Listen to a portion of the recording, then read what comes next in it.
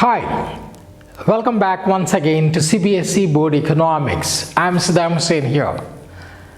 In the last class or last video, we discussed excess demand or inflationary gap and its impact on the economy.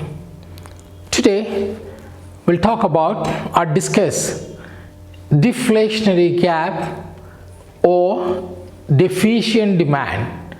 Deflationary gap or deficient demand. We discussed the economy will be at equilibrium when AD is equal to AS. Aggregate demand is equal to aggregate supply, and the full employment equilibrium is arrived at when AD is equal to AS. At the full employment level, suddenly the aggregate demand falls down. That is called deficient demand. To put it in economic terminology, what exactly is deficient demand? If aggregate demand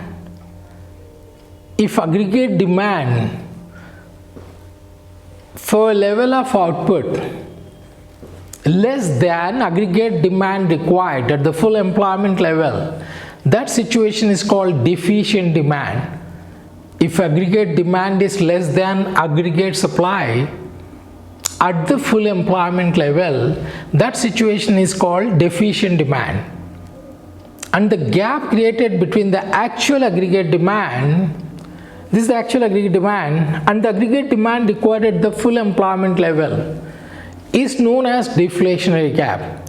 I repeat once again, what exactly is deficient demand? If aggregate demand falls short of aggregate supply at the full employment level, that situation is called deficient demand, and the gap created between the actual aggregate demand and the aggregate demand required at the full employment level, that gap is called deficient demand.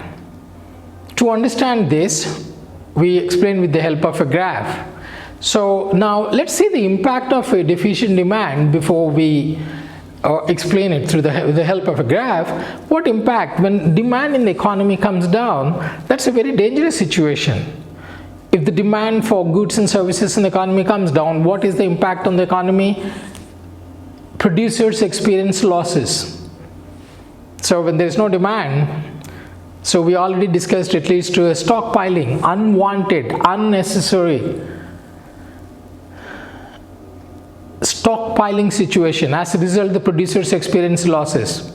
So what happens? Number one, output will fall. When output falls, obviously income of the people will fall. Income falls, employment level will fall. Then what happens in the economy? The economy slides down to underemployment equilibrium. Of course, there is equilibrium in the economy, but that equilibrium is not full employment equilibrium, underemployment equilibrium. So that means all people have not been fully employed. Output will fall, income will fall, employment level will fall, and economy will slide down to underemployment equilibrium, and the price of commodities fall. It leads to depression in the economy or maybe recession. To understand this, you can see it here. We understand with the help of a graph here. So on the x-axis we got output, income, employment. We taken it here. It's very clear. On the y-axis we got AD, aggregate demand, which stands for C plus I. This we already learned. This is your 45 degrees line. This is a guiding line. We call it aggregate supply. So both these aggregate demand and aggregate supply curves intersect each other at point E. That's a full employment equilibrium level of output by producing OQ level of output. This is AD, C plus I, full employment AD and AS, both are equal by producing OQ level of output. There is a fall in AD, you can see here, from AD to AD1. This is aggregate demand has come down from AD to AD1. When AD comes down, there is a gap created between the actual aggregate demand. Now actual aggregate demand is only TQ now because of fall in AD, but the full employment aggregate demand is EQ, and this gap EQ minus TQ is equal to ET. This is called deflationary gap. This is called deflationary gap. This is we can write it here.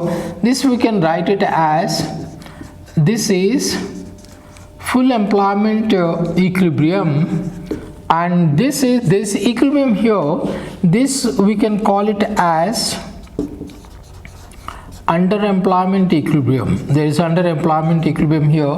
This is a full employment equilibrium here, and this is a full employment, this underemployment equilibrium. The economy, you can see it here, slide down from QOQ to OQ1. As a result, output will fall, income will fall, employment level will fall. Once again, on the x-axis we got output, income, employment.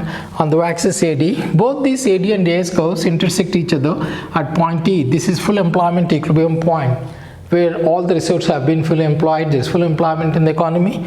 Because of fall in AD curve has come down from AD to AD1. There is a decrease in AD. Because of this, the new equilibrium is arrived here at point E. This is underemployment equilibrium. The economy slide down here, output, income, employment, all are falling here. And this is the economy is arrived at underemployment equilibrium. We revise once again what exactly is deficient demand. If aggregate demand is for a level of output less than aggregate demand required at the full employment level, that situation is called deficient demand.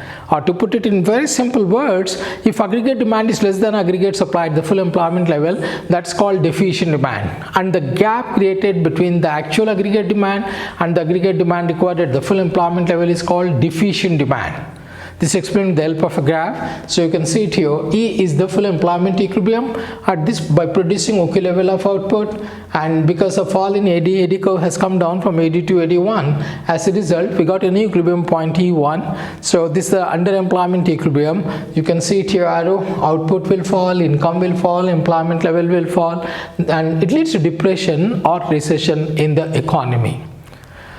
So when you want to make a comparative study with excess demand and deficient demand, in case of excess demand, the aggregate demand is more than aggregate supply at the full employment level. In case of deficient demand, the aggregate demand is less than aggregate demand required at the full employment level. And in case of excess demand, it leads to inflationary gap. Here it leads to deflationary gap. In case of excess demand, nothing can happen. Output cannot go up, income cannot go up, output cannot go up, nothing can, employment level cannot go up. It leads to only inflation, and prices will go up. And in this case, everything will fall, output will fall, income, employment level, everything will fall. It leads to recession or depression in the economy. This is a very dangerous situation. So that's all we have time. I'm sure you must have followed it.